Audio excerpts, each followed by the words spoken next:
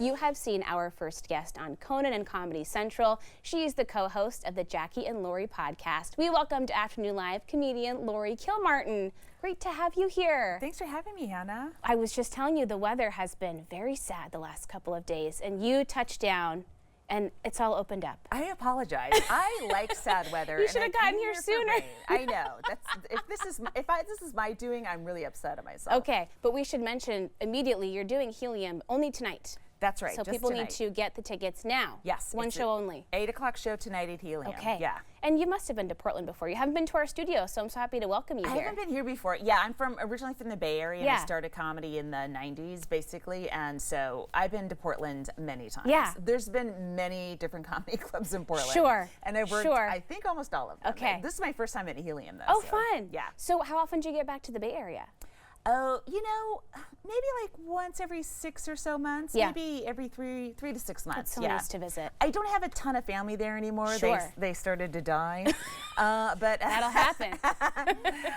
but yeah, I still do shows there and stuff. Well, and you're busy. You do a podcast regularly. You're on the road. You do all these appearances. You just did After Midnight recently. How fun was that? That was really fun. With your buds. Oh, Yeah. look at you guys. Look at this photo. That's so great. Oh yeah, that was really cool. That's Maria Bamford and Jackie Cation, who I do the podcast Yes. with. Yeah. And I think Jackie's been here and visited us before. I think so too. How yeah. fun was that show to do? I mean, not only a live studio show with the audience there, but with your friends by your side. It's fun, and then it's weird because when I did Midnight once, Okay. and I did it, I think, with all male comics, Okay. and So it was different. a different situation completely. So different. And this was just, it wasn't like as cutthroat competitive. Yeah. It was just like, you know, get your jokes in Yeah. when you have the opportunity and have fun. And Taylor is like a really great host, and so we had a gas. She yeah. seems like a good hang. Yes, totally. A good yeah. time. So let's talk about your podcast. It's so fun because you and Jackie kind of do some inside baseball about the comedy world and your guys' experience. Yeah. How fun it's is called it? Complaining here. I I don't want to use appreciate an industry word. I but yeah. appreciate a good grievance. I'm there with you.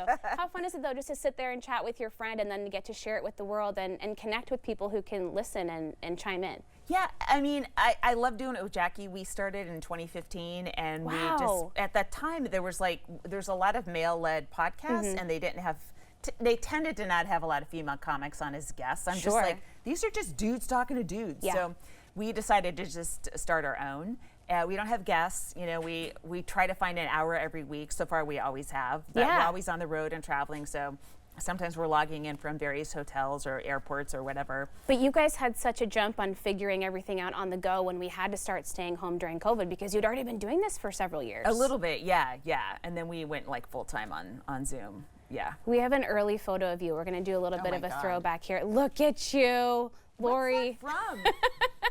Oh my God. This is when we mine your Instagram for gold. Oh no, I need to shut that account down immediately. That's from Comedy on the Road. This guy, this is like 92-ish. And John Biner, I don't know if you know who he is. Okay. He's an older comic. I think he's still alive, but he used to host this show, and it was kind of, you know, they go to a different town and bring in 3 comics. Fun. Right. And I remember it was in Hawaii, and I happened to have a joke about white people being called haole. Okay. Independently. Sure. And it murdered. Amazing. And I'm like, oh, now I'm going to be famous. Woo! That was Crushed that was it with quick. the local crowd, yeah.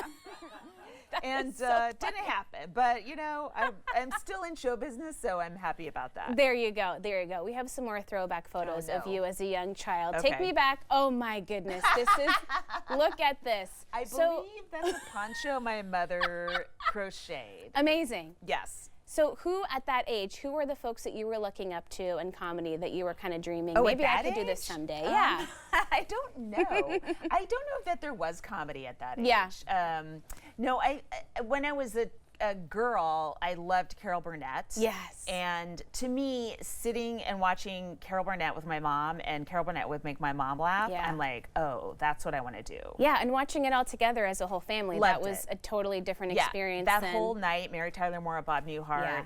And then later on, it was like Fantasy Island and the Love Boat, but we were kind of laughing at it, but it was still a good time. Yeah, good, clean fun. Yeah. Well, I was listening to a really funny conversation between you and Jackie talking about you make these jokes on stage and people take them very seriously, like stories about raising your teenage son, and they are coming after you in the comments thinking that you're really It's ridiculous.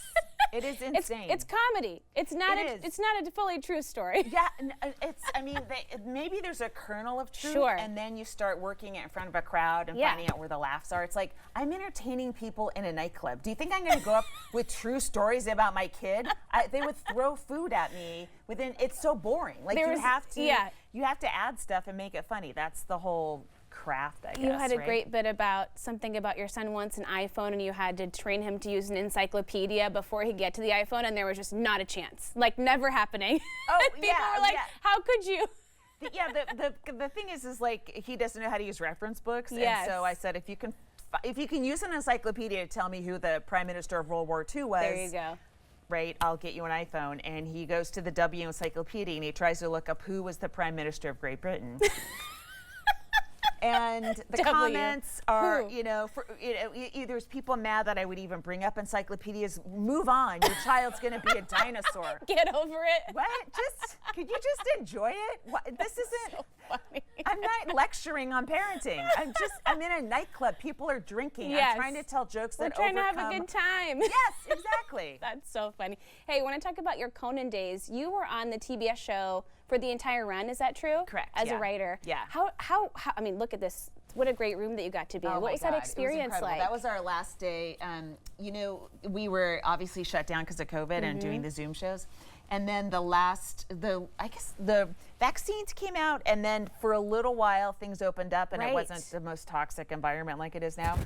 And we had live show. Oh, that's a sketch with Andy. Cute. We had live shows at Largo, and so we got to all hang out together again on the last night. That's really special. But it was like incredible. Yeah. I wish I was still there. I wish he was still on the air. I know. I had so much fun. Yeah. And he's so funny. Andy Richter's so funny, and we laughed a lot every day. Yeah.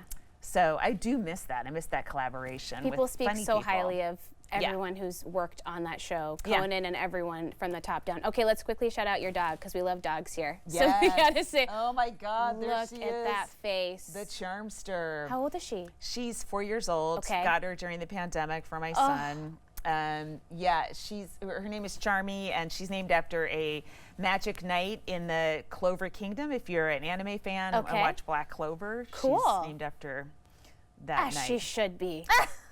How awesome. Yeah. Well, we're so happy that you're here. Thank you for stopping by. This is a lot of fun. Thanks, So Anna. fun. Okay, so Laurie is performing at Helium tonight. We will have more information on our website at katu.com. We'll be right back with more Afternoon Live right after this.